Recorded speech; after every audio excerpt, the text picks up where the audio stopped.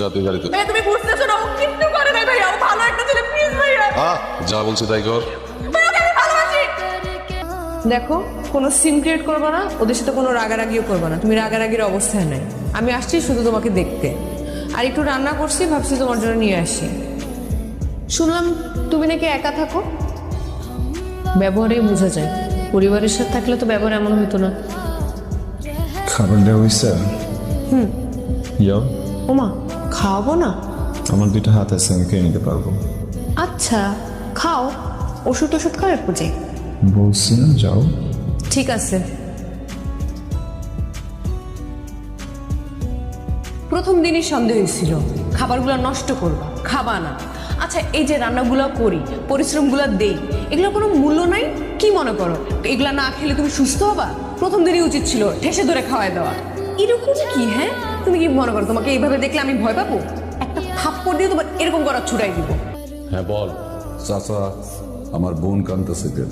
ও আরো কয়েকদিন কান্নাকাটি করছে। হয়েছে কি, ওর ইউনিভার্সিটির এক ছেলে, ওই কি আরমান নাকি ছেলেটার নাম, বুঝছিস?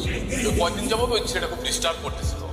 তারপর আমি ওরে বলছি যে তুই চিন্তা করিস না, আমি ইউনিভার্সিটি যেয়ে ওই ছেলের সাথে কথা বলবো, কিন্তু ও আমার যেতে দেয় না। আমার বোনরে ডিস্টার্ব করতেছে। ও জানে না ও কোন পরিবারের মানুষকে ডিস্টার্ব করতেছে। আর কয়টা দিন রেস্ট করলেও হতো না? ইউনিভার্সিটি আসাই লাগলো? এমন তো না যে খুব পড়াশোনা করো, করো তো জ্ঞানজাম, কিন্তু তুমি তো নাই, তাই ইউনিভার্সিটি একটু ঠান্ডা হয়ে আছে। এত দ্রুত ইউনিভার্সিটি অভ্যাস হয়ে গেল?